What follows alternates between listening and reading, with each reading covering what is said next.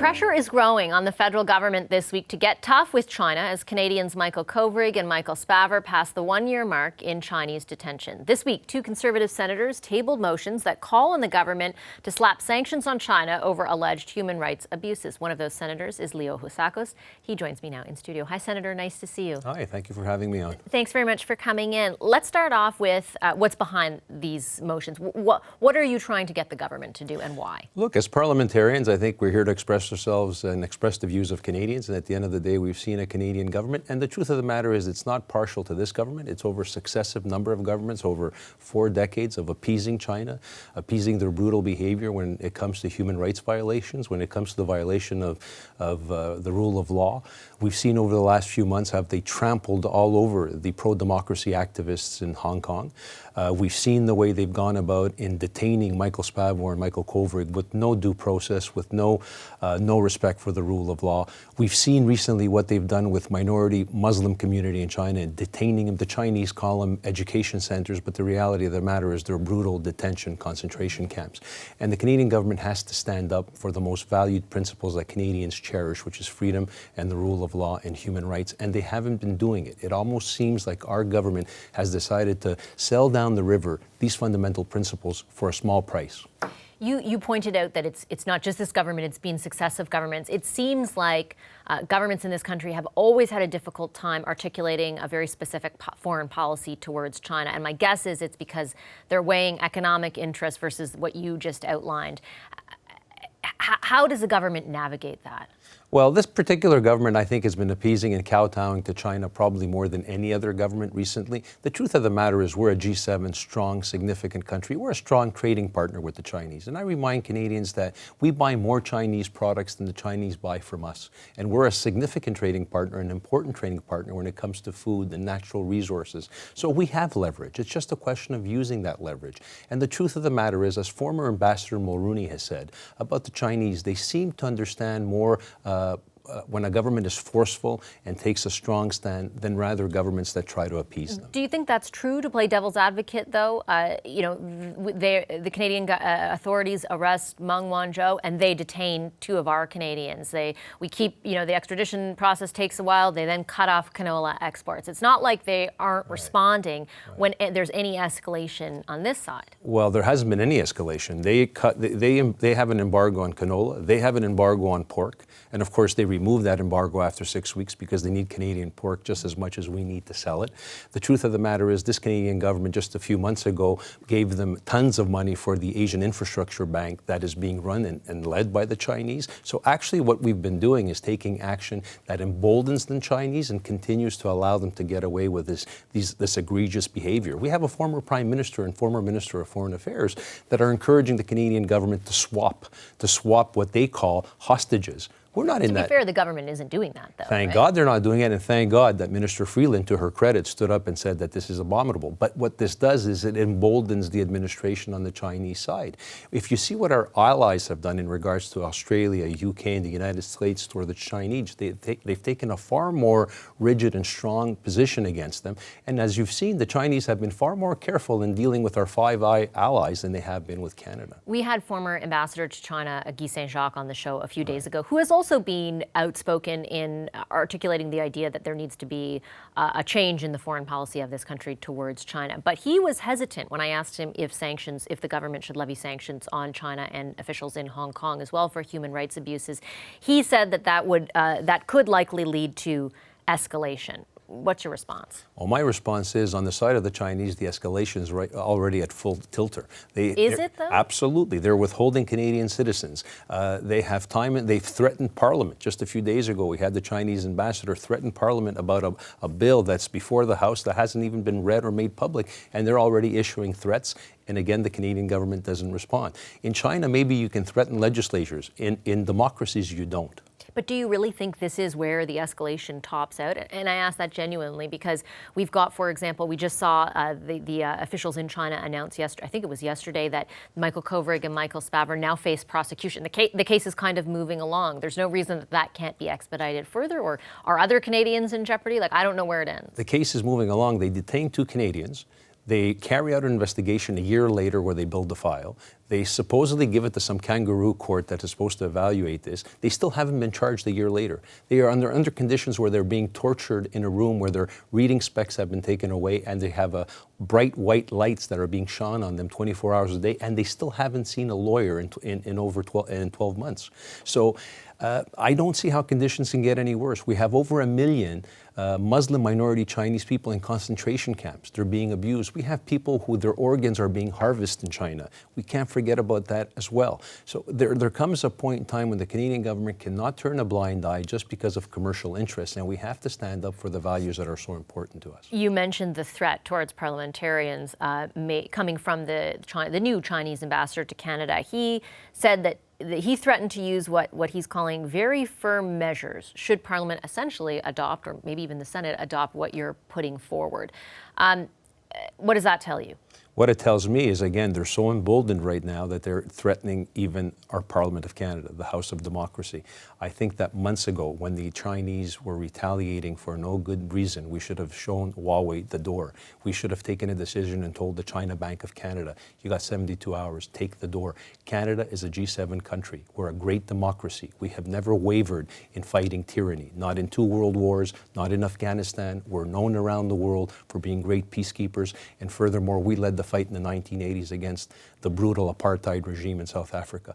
Canada has never wavered when it comes to tyranny. We shouldn't start now. And I don't want to argue with the idea of standing up for human rights, but I do, last night I was with the Canadian Chamber of Commerce. A number of them have very significant business interests in China. They are worried about whatever happens next. Not to say that they're advocating for, moving away from our responsibilities where human rights are concerned, but there is a level of concern about the potential economic impact here. Are you worried at all about that? Like I said at the outset, Canada is an important trading partner to China as well. We shouldn't forget it. Trade is a two-way street. Even though our economy is so small compared to theirs? Even though our economy is so small, we still have the most powerful middle-class buying market in the world.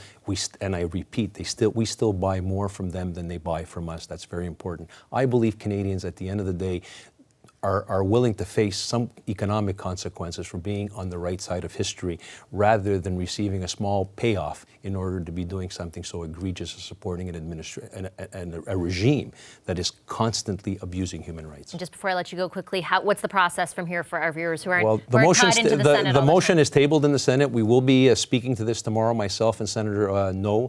We're hoping to have a thorough debate, and I hope many independent senators in this new Senate have an opportunity to embrace what I believe is a motion that speaks to the heart and souls of where Canadians are. It's very important to our citizenry, and that is democracy and freedom and human rights. Okay, I'll leave it there. Thanks, Senator Husakos. Pleasure to have you here. Thank you so much.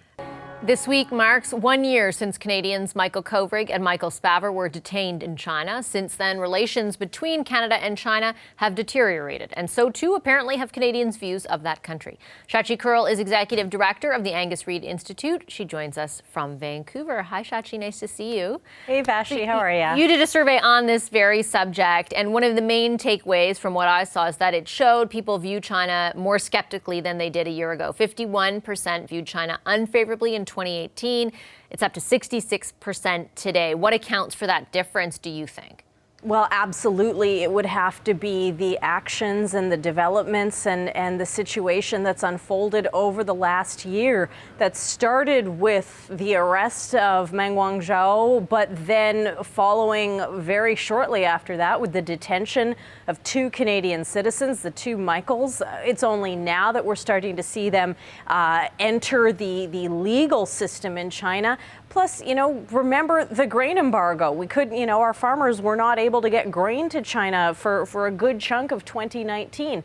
And as a result, it is not just negative views of China that have increased, but also a real cooling and a desire to forge a closer trade relationship with China. 4 years ago, 40% of Canadians said, yes, we should be trying to, get closer to China in terms of bilateral trade. Today, that number stands at 22%. It's basically dropped in half over the last 4 years, but certainly a real deterioration in views of China in the last 12 months.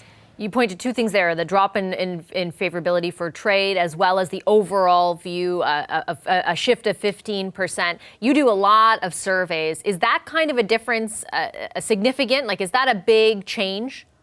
It is significant, it is notable, especially when you couple it with the other ways in which Canadian opinion is really starting to push back around issues related to Canada-China policy. So here's the whopper number, 90%. Okay, just think about trying to get 90% of Canadians to agree about anything.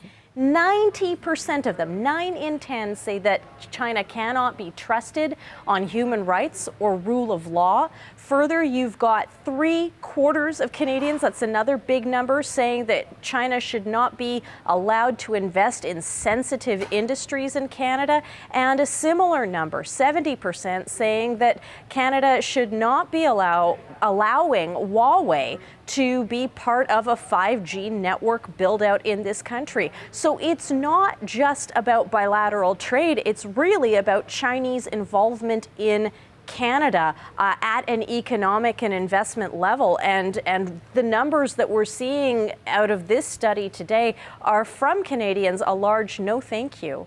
And you also surveyed the way in which Canadians view the government's handling of a lot of these situations. Let's start with the way, with the decision to arrest Meng Wanzhou, Huawei's CFO. We know that kind of kicked everything off. Of course, they were following the instructions of American authorities who want to extradite Meng Wanzhou, but Canadians have taken a view of whether or not that should have happened.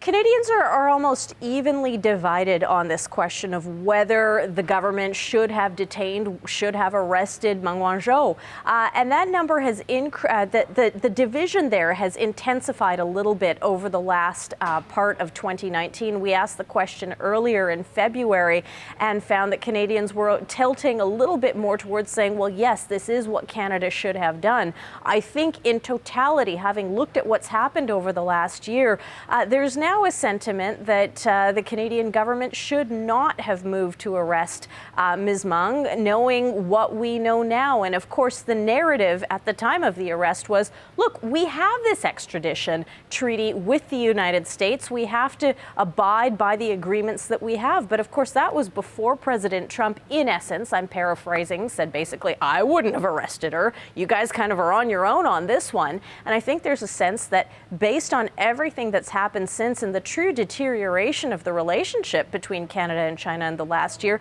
there's a sense among at least half of Canadians who are saying, you know what, we maybe should have looked the other way on this, knowing what we know today.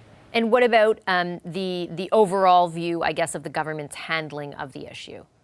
You know, it divides largely along political lines, but when we ask the question, you know, should the Canadian government basically stay the course, treat this as a legal matter, let the court process play out, you tend to see past Liberal voters, people who voted for the Liberal Party in the last election, just in October, and those who voted NDP more likely to say, yes, you know what, rule of law needs to be the thing which we focus on and prioritize the most, let the court process play out. If you're someone who voted Conservative or for the Bloc in the last election, you're much more likely to say this situation needs more political intervention to get it over with so that we can get the Canadians who are being detained, our Canadians, home.